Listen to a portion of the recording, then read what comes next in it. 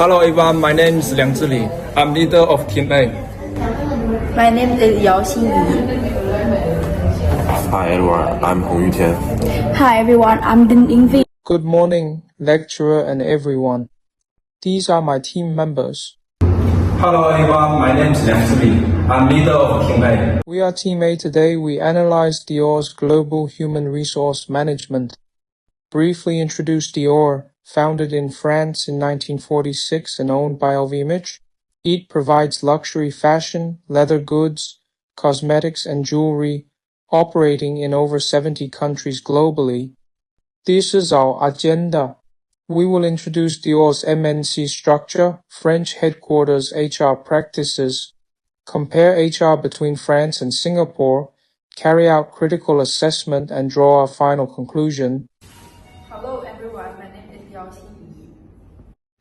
Today I will talk about Dior's operation model between France HQ and the Singapore regional hub, covering its strategy, international strategy, and the recruitment system.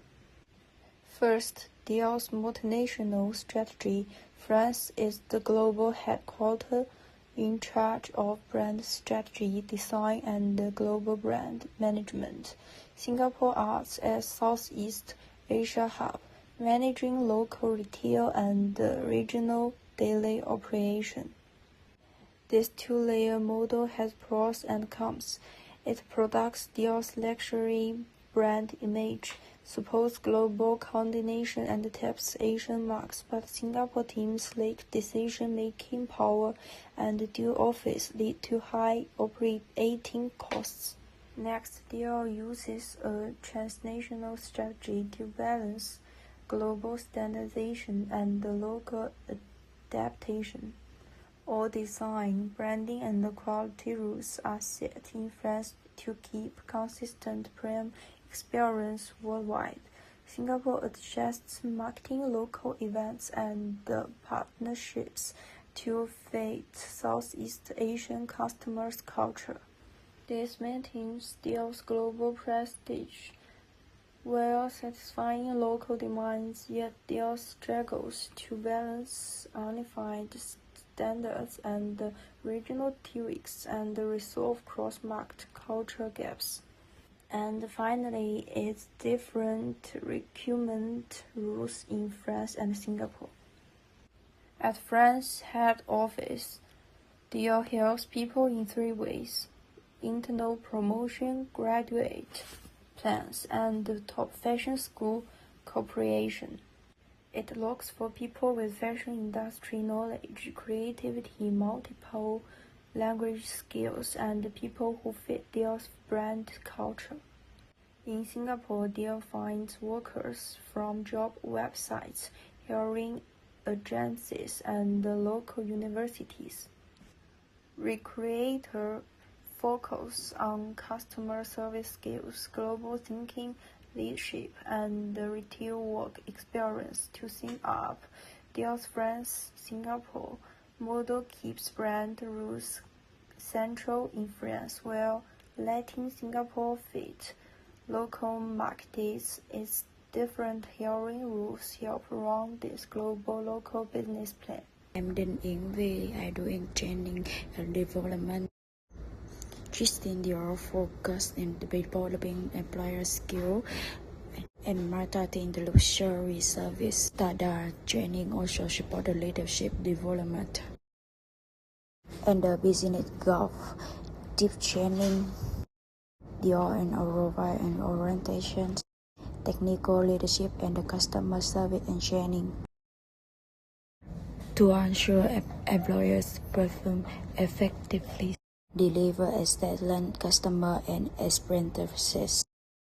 Training mentor the company use on-the-job training.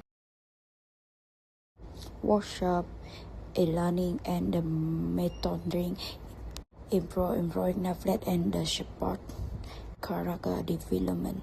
International management development. Dior cultural training and international development opportunities to prepare employers for the future leadership roles in the global environment. Hello everyone, I'm Hong Yutian. On pay and reward, we have already looked at the requirement and training, and now we will compare how Dior pays its people in France and Singapore. Let's start with headquarters in France. There, Dior offers competitive salaries and annual performance bonus. So if you do well, you get extra money. Employees also get good healthy care and pension benefits, plus work-life balance initiative like flexible hours. And they have global career development opportunities inside the LVMH group. So the main goal in France is employee welfare and long-term retention. They want people to stay for years. Now, let's look at Singapore, which is the regional hub. Salaries there are set high to match the luxury retail industry. Bonuses are given for both individual and people performers. They also have CPF contribution and medicine coverage, which is the normal in Singapore. On top of that, there are regional leadership development programs and international career mobility opportunities. So the reward focus in Singapore is attracting top talent and staying competitive in the region. Now, how does Theo actually put this into practice in both countries?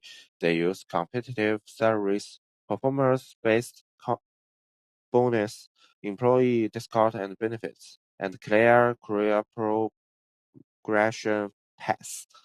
So people know how to move up. What are the strengths? This practice motivated employees to work harder, and they help keep talented staff from leaving.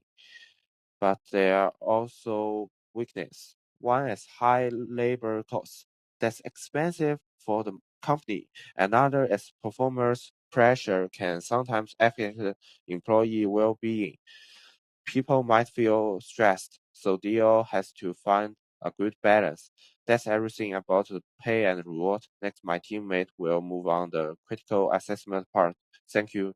Now compare HR practices of France HQ and Singapore. Recruitment sticks to global standards, while Singapore favors multilingual talents. Training uses identical global programs with extra local market knowledge.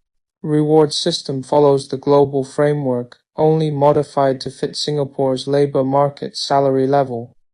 Our critical assessment. Dior adopts highly standardized HR rules worldwide to sustain its unified luxury corporate culture. Singapore strictly complies with headquarters policies. Local adaptations are narrow, only limited to talent language requirements and compensation packages, which helps Dior deliver consistent brand experience globally. Finally, our conclusion. Dior uses a centralized multinational structure and transnational strategy with tight control from French headquarters. Its recruitment, training and reward systems all serve its luxury brand positioning. Singapore's HR work stays highly aligned with HQ, with minor local adaptations. This balance of global standardization and regional flexibility is the core feature of Dior's global HRM. That's the end of our presentation. Thank you all for listening.